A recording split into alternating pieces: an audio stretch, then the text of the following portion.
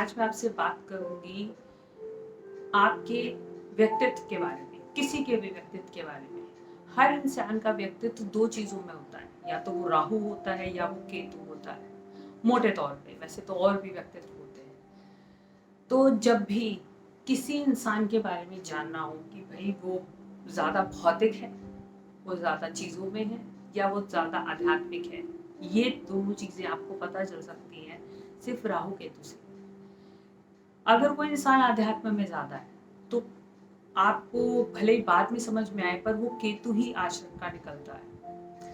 अब जो केतु आचरण के लोग होते हैं, पहले उनके बारे में बात करते हैं। जो लोग केतु आचरण के होते हैं, सबसे बड़ी बात क्या होती है कि वो बहुत ज्यादा भगवान पे मानते हैं या गुरु पे मानते हैं, या फिर वो किसी ऐसी शक्ति पे मानते हैं जो कहीं ना कहीं मौजूद है और उनकी मदद कर रही है, और ऐसा होता भी है।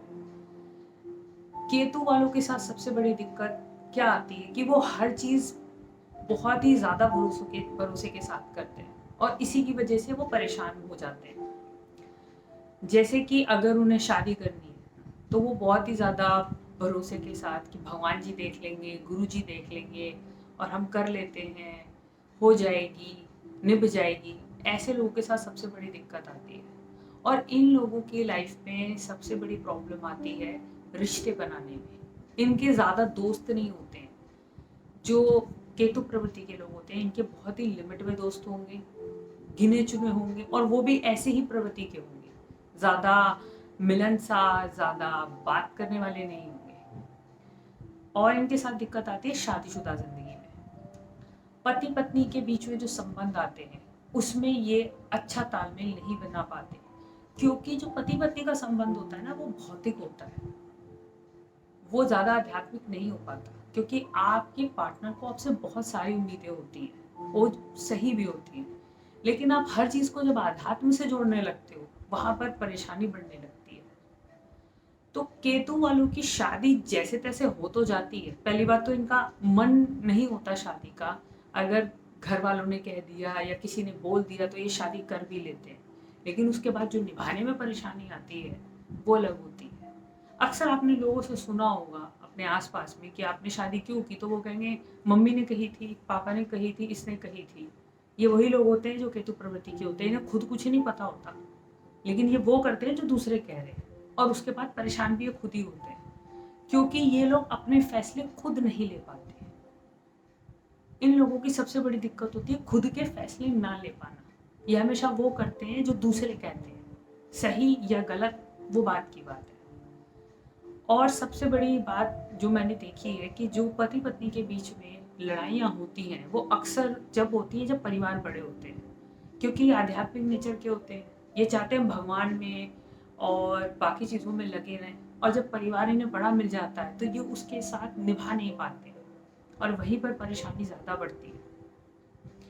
केतु प्रवृत्ति के जो लोग होते हैं, उनका पार्टनर उन्हें कभी ना कभी ऐसी चीज में लाके खड़ा कर देगा कि तलाक की नौबत आ जाएगी। तलाक तो ऐसा होता है कि आज हो जाएगी, कल हो जाए, और ये बहुत आपको लगेगा कि आम बात है। मतलब उनके साथ इतने प्रॉब्लम्स रहती हैं, और अंत में यही होता है कि जब तक वो अपने पार्टनर को इग्नोर करना शुरू नहीं करेंगे या उनकी बातों का जवाब देना बंद नहीं करेंगे, तब तक उनकी जिंदगी में खुशी नहीं आ सकती। और सबसे बड़ी बात क्या है, केतु प्रवृत्ति के लोग ना हर चीज को बहुत जल्दी मान लेते हैं कि ऐसा हो सकता है या ऐसा हो जाएगा। अतीत में जीने वाले ज्यादा होते हैं, क्योंकि भविष्य देख ही नहीं पाते, क्योंकि वो भगवान के ऊपर छोड़ रखा होता है कि गुरु जी देख लेंगे या भगवान देख लेंगे। एक और सबसे बड़ी समस्या जो बहुत परेशानी डालती है केतु प्रवृत्ति के लोगों के लिए, वो होती है अपने पार्टनर के साथ फिजिकल रिलेशन बनाना। इन लोगों का बिल्कुल मन नहीं होता, हमेशा मना करते हैं और हमेशा परेशान करते हैं। और अगर इनका पार्टनर कहीं और चला जाए तो भी इन्हें परेशानी होती है। आप ये समझ लीजिए, ना ये खुद खुश रहते हैं ना ये दूसरों को रहने देते हैं। तो अगर आपको किसी से भी आसपास में ये महसूस होता है, अगर आप सुनते हो ना कि मेरे पार्टनर ऐसा है लेकिन मैं भी ऐसी हूँ या मैं भी ऐसा हूँ, तो आप ये समझ लीजिए वो केतु प्रवृत्ति के। लेकिन अगर केतु प्रवृत्ति के लोग शादी करते हैं तो वो शादी में रहते जरूर है। इसकी वजह क्या है? अपनी इच्छा से नहीं रहते, ये रहते हैं क्योंकि इन्हें रहना पड़ता है। इसकी वजह ये है कि ये अपनी लाइफ के फैसले खुद नहीं ले पाते, ये हमेशा दूसरों के कहने पे चलते हैं। तो जिन्होंने शादी अपनी मर्जी से नहीं की, सीधी सी बात है, वो तलाक भी अपनी मर्जी से तो कर नहीं पाएंगे। तो चाहे जीवन साथी कैसा भी मिले, अच्छा मिले, बुरा मिले, सही मिले, खराब मिले, ये रहेंगे उस शादी में। इन्हें कोई फर्क नहीं होता कि भाई क्या चल रहा है क्या नहीं चल रहा है, ये भगवान भरोसे पूरी जिंदगी निकाल देते हैं। और केतु प्रवृत्ति के लोगों के साथ सबसे बड़ी दिक्कत ये होती है कि ये अपने आप को पूरी जिंदगी समझ ही नहीं पाते। देखिए, हर देश काल पात्र के हिसाब से इंसान को बदलना पड़ता है। जो केतु प्रवृत्ति आज से 100 साल पहले थी, वो आज नहीं चल सकती। तो अगर आप केतु प्रवृत्ति के हैं, कोई भी, और आपको लगता है सब कुछ भगवान कर लेगा या भगवान के हिसाब से होना चाहिए, ऐसा नहीं होता। इसमें कहीं ना कहीं आपको अपने व्यक्तित्व पे काम करना पड़ता है, और ये जब ही हो पाता है जब आप अपने व्यक्तित्व को समझ पाए, और ये वक्त के साथ ही होता है। अगर आपका शादी का मन नहीं और आपने कर ली है, तो कम से कम आप उस शादी को पूरी तरीके से निभाएं। ये नहीं हो रहा है कि आप उस चीज़ को निभा नहीं पा रहे और आए दिन लड़ाई हो चल रही है, आज आए दिन परेशानियां चल रही हैं और तलाक की नौबतें आ रही है। तलाक हो ना हो वो बात अलग है, पर शादी के कुछ टाइम बाद इस बात को लेके बहुत लड़ाई होती है। और केतु प्रवृत्ति के लोग वाले खुद भी परेशान रहते हैं और उनका जीवन साथी भी परेशान रहते हैं। इससे कई ज्यादा बेटर होते हैं राहु प्रवृत्ति के लोग, क्योंकि वो अपनी इच्छा अगर घर पे नहीं होगी तो वो कहीं ना कहीं बाहर जाके पूरी कर लेंगे, चाहे वो किसी भी रूप में हो, पर वो कर लेते हैं। लेकिन केतु प्रवृत्ति के लोग खुद को समझने में टाइम लगा देते हैं, जिसकी वजह से उनका गृहस्थ जीवन सबसे ज्यादा परेशानी में रहता है। और ऐसे लोग ऐसे इंसानों के साथ ही शादी कर सकते हैं जो खुद केतु प्रवृत्ति के हो, यानी आध्यात्म की तरफ हो। अगर उनका जीवन साथी उनसे बात करे तो ठीक, ना करे तो ठीक, साथ में रहे तो सही, ना रहे तो सही। तो आप ये समझ लीजिए कि दोनों ही चीजों में केतु प्रवृत्ति के लोग कलयुग में सबसे ज्यादा परेशान रहते हैं, क्योंकि शादी करनी होती है समाज के डर से, पड़ोसियों के डर से, खुद के डर से, और शादी निभानी पड़ती है इन्हीं वजहों से, बल्कि खुद की कोई इच्छा नहीं होती। लेकिन अगर केतु के साथ और भी ग्रह आ जाए, जैसे शनि या फिर मंगल, और बहुत अच्छा ग्रह है शुक्र, तो ऐसे लोग फिर आगे चल के शादी नहीं करते, वो पूरी तरह अध्यात्म को समर्पित हो जाते हैं। वो फिर किसी और बड़े काम के लिए जाते हैं, उनके लिए शादी छोटी सी चीज बन के रह जाती है। स्पेशली जब केतु के साथ शनि आ जाए, तो ऐसे लोग बहुत ज्यादा सोच समझ के फैसले लेते हैं। शादी जैसा फैसला तो बहुत ही ज्यादा सोच के लेते हैं। तो अगर आप कभी देखो कि कुछ लोग हैं जो अपनी शादी में खुश नहीं है, वैसे तो ज्यादातर लोग होते ही नहीं है, लेकिन वो लोग जो आम तौर से ज्यादा दुखी हैं, आप ये देख लेना वो केतु प्रवृत्ति के ही निकलेंगे। क्योंकि आध्यात्म के साथ गृहस्थ जीवन लेके चलना बहुत बड़ी एक चुनौती होती है जो हर कोई नहीं कर पाता, भले ही आपके गुरु हो, भले ही कोई भी हो। क्योंकि गृहस्थ जीवन एक अलग दुनिया होती है और आध्यात्म की एक अलग दुनिया होती है। इन दोनों दुनिया को साथ लेके चलना हर किसी के बस की नहीं है। तो अगर आप केतु प्रवृत्ति के हैं और आपको लगता है कि कहीं ना कहीं आपकी शादीशुदा जिंदगी में एक परेशानी, एक उलझन, एक लड़ाई बनी हुई है, तो सबसे अच्छा तरीका है आप अपने पार्टनर से बैठ के बात करें, उसे सुने, अपनी सुनाए नहीं। क्योंकि आप जितना अपने पार्टनर की सुनेंगे, उतनी ही ज्यादा आपके दिमाग में एक पिक्चर बनेगी कि आपको क्या चाहिए, आपके पार्टनर को क्या चाहिए। क्योंकि आपके कई सवालों के जवाब वो आपके पार्टनर से ही आपको मिल जाएंगे। और हर वक्त सुनने का मतलब ये नहीं है कि आप गलत है और वो सही है। सुनने का मतलब है कि एक सामंजस्य बनाना। तो सबसे अच्छी बात यह है कि अपने पार्टनर से बैठ के बात करें, उन्हें सुने, और आप अच्छा या सही या गलत जो भी आप महसूस करते हैं उनसे इस बारे में जरूर बात करें। और जरूरी नहीं है कि हर चीज का कोई परिणाम ही निकले। कई बार आप ऐसी भी बातें कर सकते हो जिसका कोई परिणाम नहीं निकलेगा, बट इसका मतलब नहीं है कि वो बातें व्यर्थ नहीं, कई बार वो आगे चल के काम आ जाती है। तो केतु प्रवृत्ति के वाले लोग जो सबसे ज्यादा दुखी रहते हैं, जिन्हें पता ही नहीं उन्हें क्या करना है, सबसे पहली बात वो अपनी बातों को व्यक्त करना शुरू करें और अपने पार्टनर की बातों को सुनना शुरू करें। अपने अध्यात्म को लेके चलिए, उसकी कोई मनाही नहीं है, लेकिन ये दोनों चीजें साथ में लेके चलिए। और अध्यात्म के साथ साथ अपनी शादीशुदा जिंदगी को भी बहुत अच्छा वक्त दीजिए। इसको एक काम मत बना दीजिए कि हाँ एक काम है जो हमें वक्त के साथ पूरा करके खत्म करके जाना है। इसीलिए केतु वालों की जिंदगी में बहुत ज्यादा जल्दी बोरियत आ जाती है और बहुत ज्यादा उदासी भी आ जाती है। तो दोनों चीजों को साथ लेके चलिए। और अगर आप अपने 20s या 30s में है तो आध्यात्म को कम समय दीजिए, शादीशुदा जिंदगी को ज्यादा दीजिए। जैसे जैसे उम्र बढ़ जाए आप आध्यात्म को ज्यादा दीजिए, शादीशुदा जिंदगी को कम दीजिए, क्योंकि उस हिसाब से आपकी और आपके आसपास वालों की जो सोच है वो भी बदल जाएगी। और अगर आप शादी में नहीं बढ़ना चाहते फिर तो आध्यात्म में आप जो चाहे कीजिए, कोई दिक्कत नहीं है। लेकिन शादी के साथ अध्यात्म को लेके चलने के लिए आपको एक बहुत अच्छा बैलेंस क्रिएट करना पड़ेगा, नहीं तो लड़ाइयाँ परेशानियाँ चलती रहेंगी।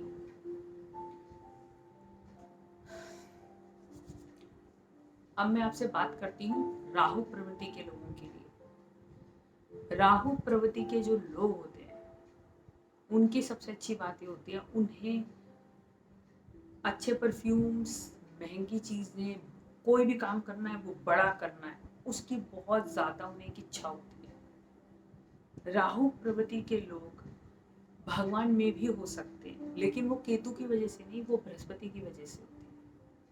राहु प्रवृत्ति के लोगों की शादीशुदा जिंदगी अक्सर अच्छी चलती है।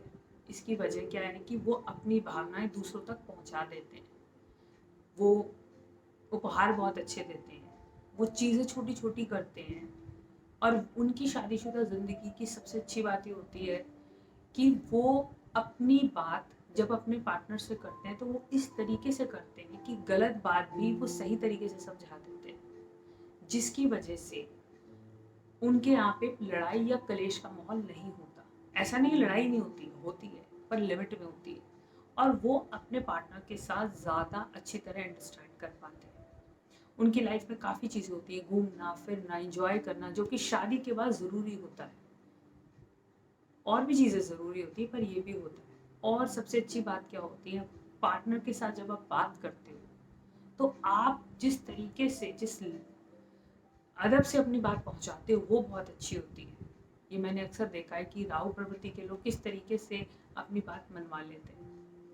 हाँ कई बार ऐसा होता है कि राहु अगर पीड़ित होता है तो वो सिर्फ अपने पार्टनर से खुश नहीं रहते, वो अपने पार्टनर को प्यार करते हैं, उन्हें पसंद करते हैं, लेकिन फिर वो बाहर भी बहुतों को पसंद करते हैं और इस चीज़ का खास ख्याल रखते हैं कि वो जो भी बाहर कर रहे हैं उसकी खबर घर पे ना पहुंचे, क्योंकि उनके पार्टनर को इस चीज़ का दुख पहुंचेगा। तो ये भी एक चीज़ होती है राहु प्रवृत्ति के लोगों में। ऐसा नहीं है कि वो हर बार चीट करते हैं, कई बार वो चीट नहीं भी करते हैं, लेकिन वो इतने अच्छी तरह से एक्सप्रेस करते हैं कि लोगों को शक हो जाता है, पार्टनर को शक हो जाता है कि शायद कुछ गड़बड़ है जिसकी वजह से मेरे साथ इस तरीके से इतने प्यार से व्यवहार किया जा रहा है। लेकिन इनकी शादीशुदा जिंदगी केतु वालों के मुकाबले ज़्यादा अच्छी रहती है, क्योंकि जब आप अपनी भावनाएं दूसरे तक व्यक्त कर दोगे, चाहे वो किसी भी रूप में करो, तो कहीं ना कहीं आपकी ज़िंदगी एक अच्छे दौर से निकल जाती है।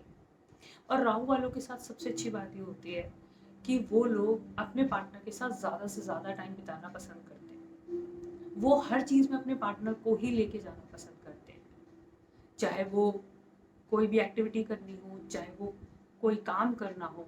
वो समझते हैं कि एक जीवन साथी की क्या इम्पोर्टेंस होती है, क्या उसकी वैल्यू होती है, और यही उन्हें बाकी चीज़ों से अलग करता है। राहु वालों की, क्योंकि उनकी इच्छाएं होती हैं अपने पार्टनर को अच्छे से अच्छा देने की, तो वो उस चीज़ के लिए मेहनत भी ज़्यादा करते हैं। और अगर शुक्र के साथ राहु का कनेक्शन हो या शनि के साथ हो तो ऐसे लोगों के पास, शादी के पास, वेल्थ भी बहुत अच्छी आती है। शादी हो गई तो उनकी ग्रोथ बहुत अच्छी होती है।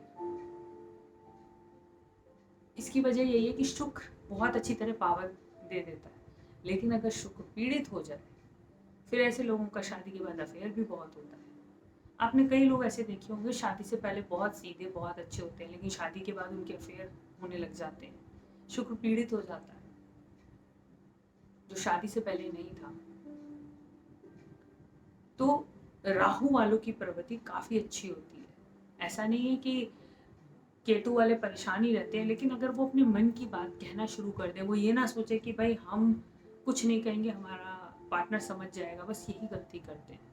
जबकि राहु वाले अपनी हर बात अपने पार्टनर तक पहुंचाते हैं, चाहे उन्हें अच्छी लग रही हो चाहे उन्हें बुरी लग रही हो, और यही चीज उन्हें दूसरों से अलग बनाती है। तो अगर आपको अपनी लाइफ में एक बहुत छोटा सा बदलाव लाना है अपनी शादीशुदा जिंदगी में, तो हर बात अपने पार्टनर से कहनी शुरू कीजिए।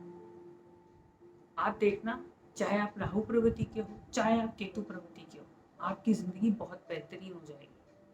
और आपकी शादीशुदा जिंदगी में इन दो ग्रहों का बहुत बड़ा योगदान होता है, चाहे वो कुंडली में कहीं बैठे, क्योंकि हर इंसान इस प्रवृत्ति का होता है। राहु केतु के बगैर तो उनकी प्रवृत्ति बन ही नहीं सकती। तो अगर आप केतु प्रवृत्ति के हैं तो राहु वाले के पास मत जाइए, आप केतु वाले को ढूंढिए। अगर आप राहु प्रवृत्ति के हैं तो राहु वाले के साथ जाइए।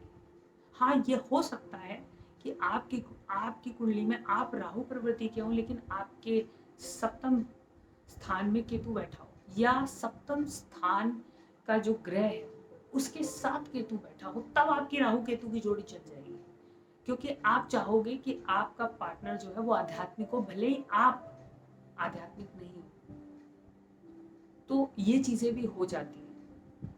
तो इससे पहले आप शादी करो या कोई भी बड़े फैसले लो जिंदगी के, आप किसी भी अच्छे एस्ट्रोलॉजर से कंसल्ट जरूर करें।